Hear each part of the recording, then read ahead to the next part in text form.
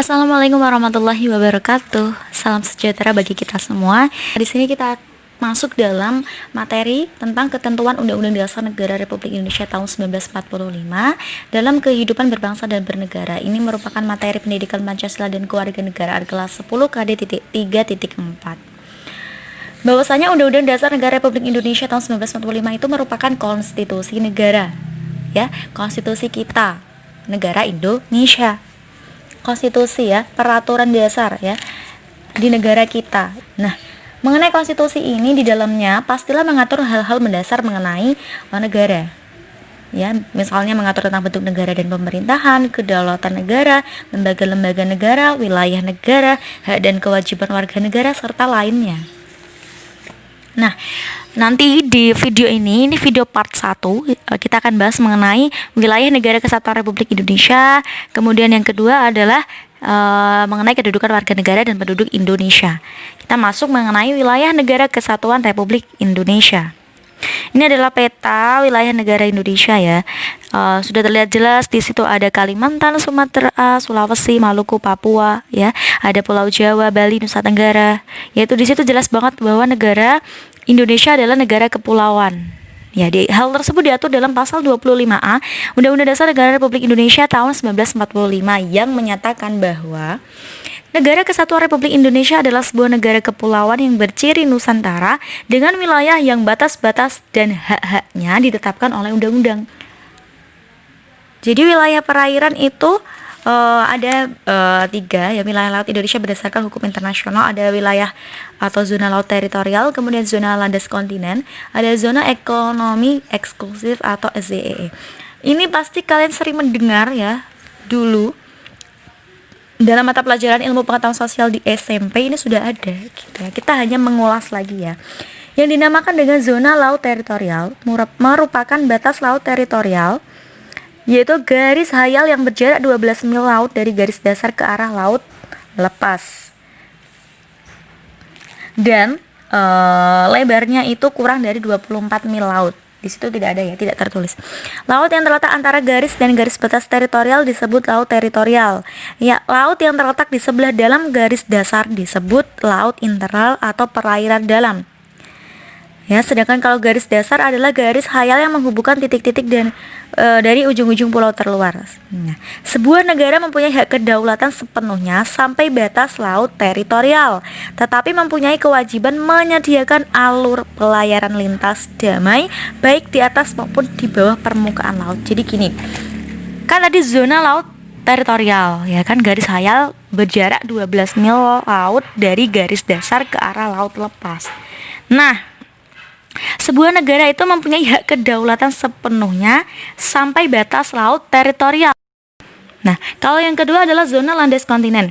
Landas kontinen ialah dasar laut yang secara geologis maupun morfologi merupakan lanjutan dari sebuah kontinen atau benua. Kedalaman lautnya kurang dari 150 meter. Indonesia terletak pada 2 buah landasan kontinen, yaitu landasan kontinen Asia dan landasan kontinen Australia. Di dalam garis batas landas kontinen, Indonesia mempunyai kewenangan untuk memanfaatkan sumber daya alam yang ada di dalamnya dengan kewajiban untuk menyediakan alur pelayaran lintas damai. Jadi Indonesia berhak nih menguasai atau berwenang memanfaatkan sumber daya alam yang masuk dalam batas landas kontinennya. Tapi Indonesia juga harus menyediakan jalur pelayaran. Jadi negara lain mau melayar lewat landas kontinen kita tidak masalah, ya, selama itu adalah damai sifatnya atau alur pelayaran lintas damai, tidak dengan tujuan untuk perang, eksploitasi dan lain sebagainya. Ya, Indonesia berhak atau kewajiban untuk menyediakan jalur pelayaran damai. Oke. Kemudian yang ketiga adalah zona ekonomi eksklusif atau ZEE. Merupakan jalur laut selebar 200 mil ke arah laut terbuka diukur dari garis dasar. Di dalam zona ekonomi eksklusif ini, Indonesia mendapat kesempatan pertama dalam memanfaatkan sumber daya laut. Di dalam zona ekonomi eksklusif ini, kebebasan pelayaran dan pemasangan kabel serta pipa di bawah permukaan laut tetap diakui sesuai dengan prinsip-prinsip hukum laut internasional.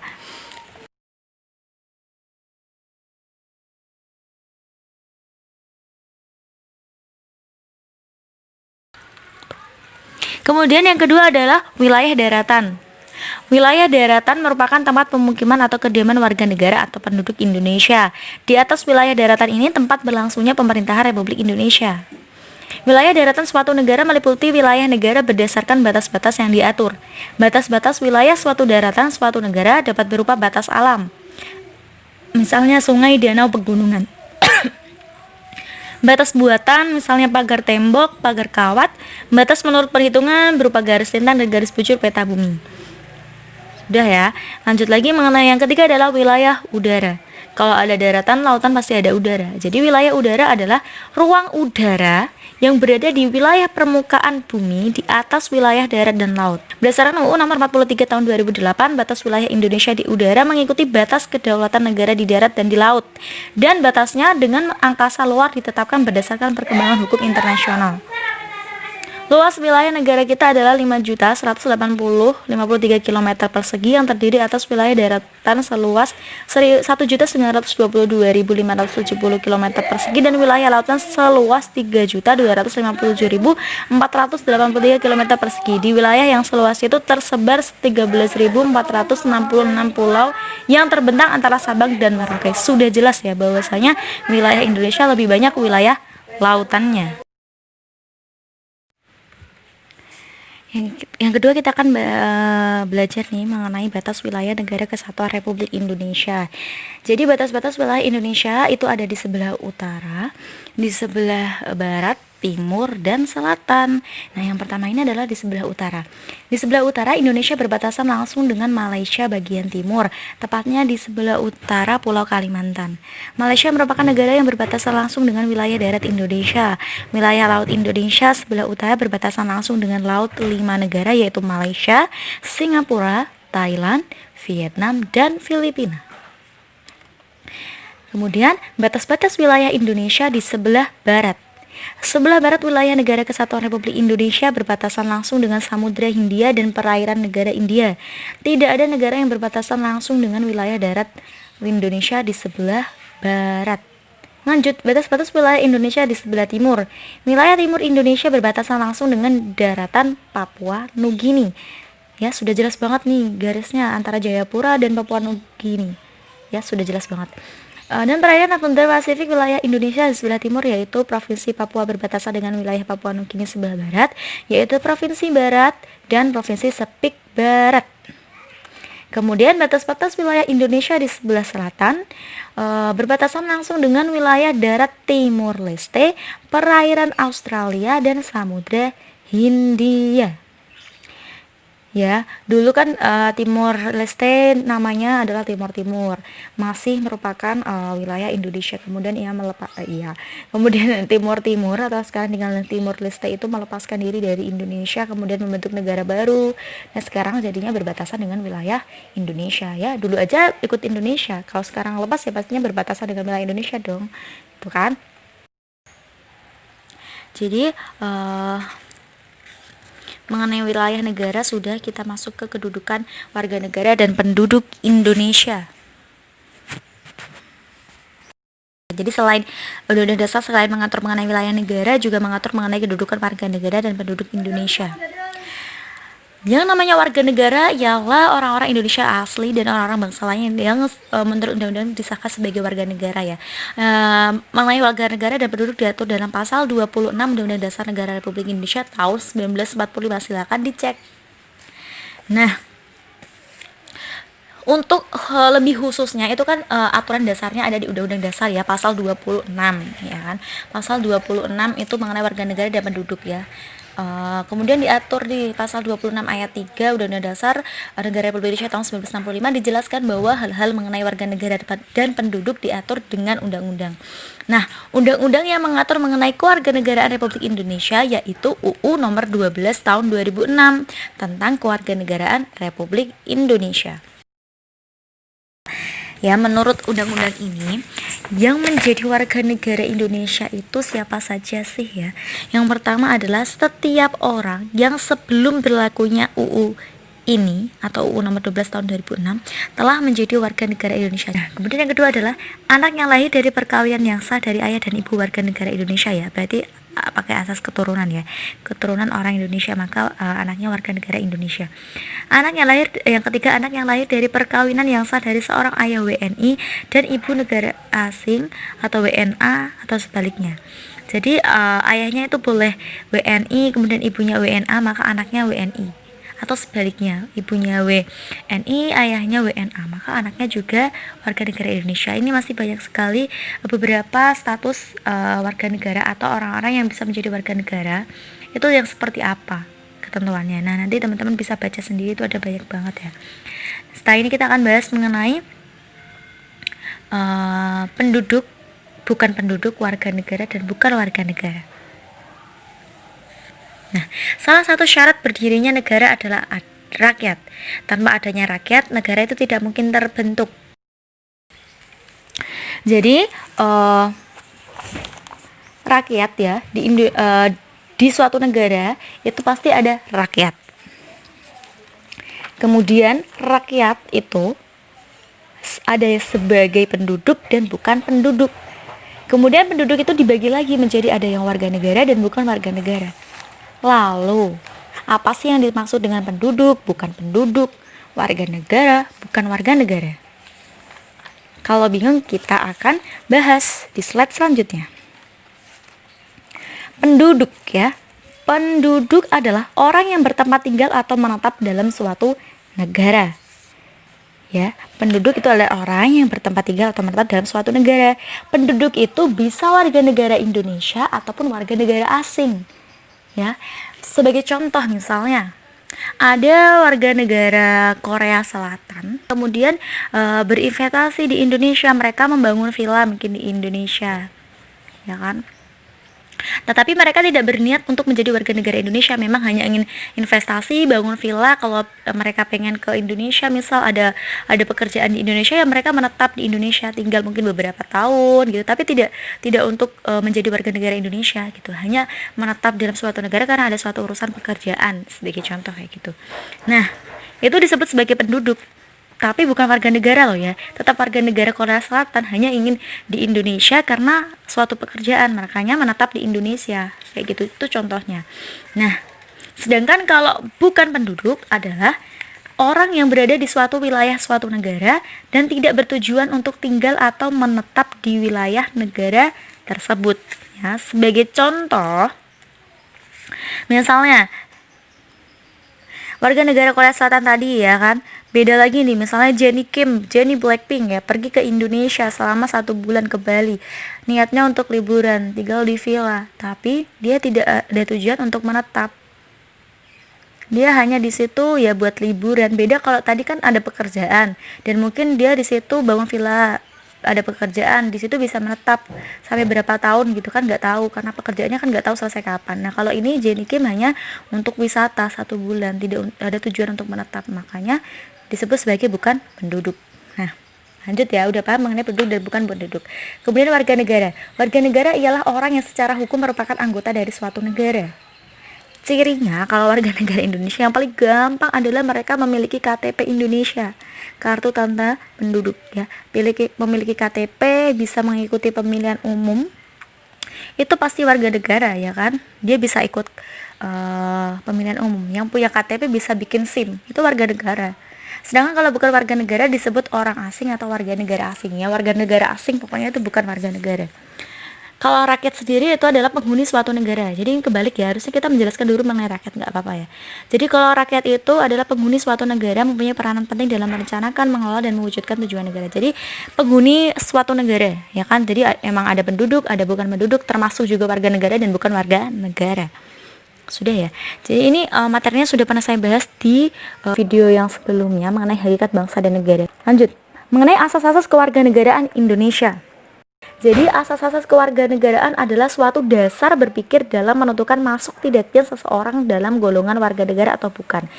Yang dinamakan dengan asas kewarganegaraan adalah gini, asas ini itu dipakai buat menentukan apakah orang tersebut menjadi warga negara atau enggak, menentukan masuk tidaknya seseorang dalam suatu warga negara, kewarganegaraan di suatu negara ya, yang mendasari seseorang masuk atau menjadi warga negara, gitu aja deh. Nah, asas ini ada dua secara umum ya. Ini yang berlaku secara umum atau di dunia kayak gitu. Ada asas ius sanguinis dan ius soli. Kalau asas ius sanguinis yaitu asas keturunan di mana kewarganegaraan seseorang ditentukan berdasarkan pada keturunan orang yang bersangkutan. Gini, sebagai contoh. Tadi, ayahnya adalah warga negara Indonesia, ibunya warga negara Indonesia. Karena dia keturunan warga negara Indonesia, maka dia anak yang lahir itu ya berkewarganegaraan Indonesia karena ayah ibunya adalah warga negara Indonesia. Namanya ius sanguinis atau asas keturunan.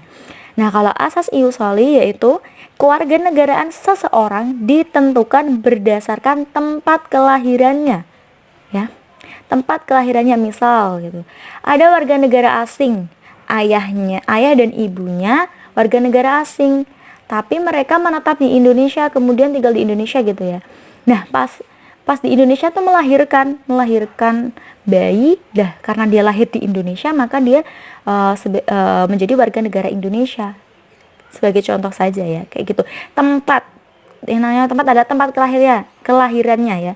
Itu dinamakan asas ius soli. Paham?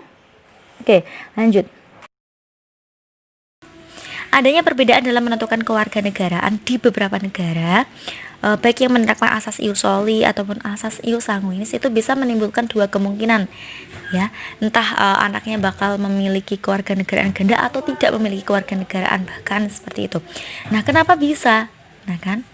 Nah, kita bahas ya. Jadi kalau apatrid adalah seseorang penduduk yang sama sekali tidak memiliki kewarganegaraan. Kenapa bisa? Ya, contohnya gini. Ada seseorang ya kan, keturunan dari warga negara atau bapak ibunya berkewarganegaraan ius soli. Ya, misalnya bapak ibunya itu dari Brazil. Nah, Brazil menerapkan asas ius soli atau tempat kelahiran. Ya. Kemudian pasangan tersebut ya, orang tuanya itu yang dari Brazil pergi nih ke negara yang menganut asas ius sanguinis, misalnya ke Korea Selatan. Nah, kebetulan ayah ibunya tadi melahirkan dia di Korea Selatan, ya kan? Korea Selatan itu kan menganut asas ius sanguinis, berarti keturunan. Nah, sedangkan dia itu kan keturunan warga negara Brazil, ya kan? Dia ya tetap warga negara Brazil harusnya, tapi karena Brazil menerapkan asas ius soli, sedangkan si anak tersebut lahir di Korea Selatan, maka dia tidak mendapat pengakuan warga negara dari Brazil, kayak gitu kan. Paham ya, sampai sini paham. Jadi harusnya dia itu lahir di Brazil karena orang tuanya Brazil dan Brazil menerapkan asas ius soli, maka harus lahir di Brazil. Karena dia lahir di Korea Selatan, ya dia tidak memiliki kewarganegaraan Brazil, jelas ya. Sedangkan di Korea Selatan menganut asas ius sanguinis, tapi ayah ibunya berkewarganegaraan Brazil, ya kan? Jadinya meskipun dia lahir di Korea Selatan, ya Korea Selatan tidak mengakui karena dia ayah ibunya juga bukan warga negara Korea Selatan, seperti itu. Jadi anak tersebut tidak memiliki keluarga negaraan. Paham? Ya. Kemudian kemungkinan yang kedua adalah bipatrid, yaitu seseorang seseorang yang mempunyai dua kewarganegaraan, ya, mempunyai dua kewarganegaraan atau kewarganegaraan ganda. Nah, contoh kasusnya gini. Nah, kalau tadi kan seperti itu. Nah, ini tuh kebalikannya. Jadi ada seseorang atau sepasang suami istri misalnya dari Korea Selatan, ya kan. Dia menganut asas ius sanguinis. Nah, dia lahir ayah ibunya atau pasangan suami istri tadi jalan-jalan ke Brazil, ya kan. Nah, melahirkan di Brazil, anaknya pasti dianggap warga negara Brazil karena Brazil menerapkan siapapun yang lahir di negaranya, di tempat negara tersebut, ya sebagai warga negaranya. Ya karena dia anaknya lahir di Brazil, ya makanya warga negara Brazil. Sedangkan di Korea Selatan pun menerapkan asas ius sanguinis atau keturunan. Ya, meskipun anak si pasangan A dan B tersebut lahir di Brazil, tapi kan A dan B warga negara Korea, maka Korea Selatan pun mengakui anaknya ya sebagai warga negara Korea Selatan, ya kan. Jadi Korea Selatan mengakui itu warga negaranya, Brazil juga mengakui itu warga negaranya karena lahir di Brazil, ya kan. Jadi anak tersebut memiliki kewarganegaraan ganda. Paham ya sampai sini? Oke. Jadi seperti itu. Kemungkinan antara tidak memiliki kewarganegaraan ataupun memiliki kewarganegaraan ganda. Nah, dalam menentukan status kewarganegaraan seseorang, pemerintah suatu negara lazim menggunakan dua stelsel. Stelsel itu adalah untuk menentukan status kewarganegaraan seseorang. Ada stelsel aktif dan juga stelsel pasif. Maksudnya apa sih gitu ya? Stelsel aktif itu adalah seseorang itu harus melakukan suatu tindakan hukum tertentu ya secara aktif untuk menjadi warga negara. Contohnya adalah naturalisasi biasa ya. Jadi seseorang itu misalnya ada warga negara Korea Selatan ingin menjadi warga negara Indonesia, maka dia harus melakukan suatu tindakan hukum ya untuk menjadi warga negara Indonesia. Misalnya adalah mengajukan pewarganegaraan, kemudian melengkapi syarat-syarat sebagai warga negara Indonesia ya. Itu dia berusaha melakukan suatu tindakan hukum ya kan untuk menjadi warga negara suatu negara atau warga negara Indonesia misal. Itu namanya stelsel aktif. Jadi aktif, dia melakukan tindakan hukum, itu namanya stelsel aktif. Tapi kalau stelsel pasif itu seseorang itu dengan sendirinya dianggap menjadi warga negara tanpa melakukan suatu tindakan hukum tertentu. Ini disebut sebagai naturalisasi istimewa ya. Ya kenapa bisa? Ya bisa misalnya adalah orang tersebut sudah sesuai dengan syarat-syarat bukan sesuai, telah berjasa bagi suatu negara gitu kan ya. Kemudian dia diberikan naturalisasi istimewa menjadi warga negara Indonesia misal. Nah, itu stelsel pasif. Jadi dia tidak melakukan tindakan hukum secara aktif, tidak sengaja mengajukan gitu loh. Kayak gitu. Jadi itu namanya stelsel pasif. Dia pasif, tidak aktif melakukan tindakan hukum untuk menjadi warga negara. Itu namanya stelsel pasif. Nah, kalau di Indonesia menurut UU RI nomor 12 tahun 2006 tentang kewarganegaraan Republik Indonesia dinyatakan bahwa Indonesia dalam menentukan kewarganegaraan menganut 4 asas.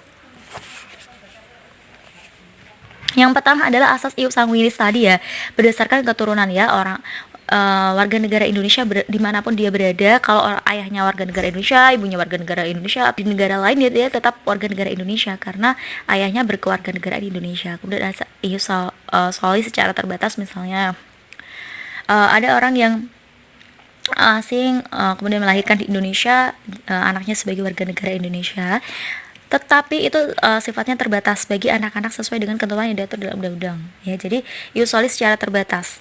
Kemudian yang ketiga adalah asas kewarganegaraan tunggal, yaitu asas yang menentukan suatu kewarganegaraan bagi setiap orang. Dan yang terakhir adalah asas kewarganegaraan ganda terbatas, yaitu asas yang menentukan kewarganegaraan ganda bagi anak-anak sesuai dengan ketentuan yang diatur dalam undang-undang. Misalnya ya, dia lahir di Indonesia ya, berarti dia warga negara Indonesia, tapi ayah ibunya warga negara Australia misal, yang menganut asas ius sanguinis. Jadi kan dia punya dua kewarganegaraan nih, misal Indonesia dan Australia. Nah, ketika dia udah berusia 17 tahun, dia boleh memilih mau ikut kewarganegaraan Indonesia atau sebagai warga negara Australia. Nah, itu dia ganda terbatas ya. Nanti setelah 17 tahun, sebelumnya dia punya dua kewarganegaraan, tapi setelah itu dia harus memilih antara warga negara Indonesia atau warga negara Australia misalnya kayak gitu. Nah, syarat-syarat menjadi warga negara Indonesia tadi ada naturalisasi biasa ya. Jadi cara seseorang mendapatkan suatu kewarganegaraan di suatu negara itu ada dua cara, yaitu naturalisasi biasa dan naturalisasi istimewa. Nah, kalau naturalisasi biasa itu berarti seseorang itu atau orang asing mengajukan permohonan untuk menjadi warga negara dengan cara naturalisasi biasa atau memenuhi syarat-syarat yang ditentukan oleh undang-undang ya kan. Ya misalnya ada warga negara Korea Selatan tadi dia pengen jadi warga negara Indonesia, maka dia harus memenuhi syarat-syarat untuk menjadi warga negara Indonesia. Beberapa di antaranya adalah dia sudah berusia 18 tahun atau dia sudah menikah. Kemudian saat dia mengajukan kewarganegaraan itu, dia harus sudah menetap atau bertempat tinggal di Indonesia selama 5 tahun berturut-turut, atau paling singkat 10 tahun tidak berturut-turut. Dia sehat jasmani dan rohani, dapat berbahasa Indonesia, mengakui dasar negara Pancasila dan Undang-Undang Dasar. Kemudian dia tidak pernah dijatuhi pidana penjara ya, paling sedikit 1 tahun ya. Kemudian Dengan dia memperoleh warga negara Indonesia atau kewarganegaraan Indonesia, dia tidak kemudian tidak memiliki kewarganegaraan ganda. Jadi kalau udah sebagai warga negara Indonesia, ya dia tidak boleh berkewarganegaraan Korea Selatan gitu loh.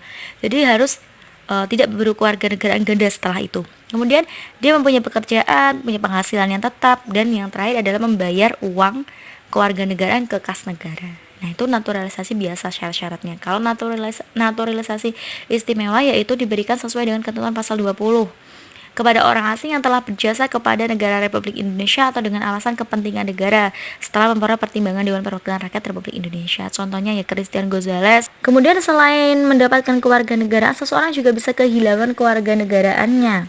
Ya, menurut Undang-Undang RI Nomor 12 Tahun 2006, seseorang warga negara Indonesia dapat kehilangan kewarganegaraannya. Ya, orang itu warga negara Indonesia pun bisa kehilangan kewarganegaraan ketika ya memperoleh kewarganegaraan lain atas kemauannya sendiri. Misal dia ada seorang warga negara Indonesia lagi kuliah di luar negeri di Amerika gitu. Kuliah di sana, belajar berapa lama, kemudian dia tertarik, aku pengen tinggal di Amerika saja, aku pengen menjadi warga negara Amerika. Nah, itu kan dia atas kemauan sendiri pengen sebagai warga negara Amerika ya kan. Kemudian ya udah, berarti dia harus melepas kewarganegaraan Indonesia karena Indonesia tidak mengakui kewarganegaraan ganda. Jadi dia harus milih salah satu. Misal dia udah milih warga negara asing ya sebagai warga negara Amerika, ya sudah, berarti dia kehilangan kewarganegaraan Indonesia. Jadi dia kehilangan kewarganegaraan karena dia masuk dalam dinas tentara asing tanpa disertai izin dari presiden. Itu sudah menyalahi aturan negara ya, udah masuk dinas tentara asing gak ada izin, aduh, udah kehilangan kewarganegaraan Indonesia itu. Masuk dalam dinas negara asing atas kemauan sendiri, yang mana jabatan dalam dinas itu di Indonesia hanya dapat dijabat oleh warga negara Indonesia, mengangkat sumpah atau menyatakan janji setia kepada negara asing atau bagian negara asing tersebut atas kemauan sendiri. Ya, itu jelas banget ya, dia masa tiba-tiba misal ada seseorang, saya bersumpah akan setia kepada negara X misalnya, akan setia melakukan segala hal untuk negara X, tapi atas kemauan sendiri, berarti dia telah mengkhianati negara. Dalam artian ya udah dia kehilangan kewarganegaraan kayak gitu. Masih ada banyak lagi materi mengenai ketentuan Undang-Undang Dasar Negara Republik Indonesia dalam kehidupan berbangsa dan bernegara part 1 sudah selesai. Nanti kita di part 2 bakal bahas mengenai kemerdekaan beragama dan kepercayaan di Indonesia serta sistem pertahanan dan keamanan Indonesia. Oke? Wassalamualaikum warahmatullahi wabarakatuh. See you next video.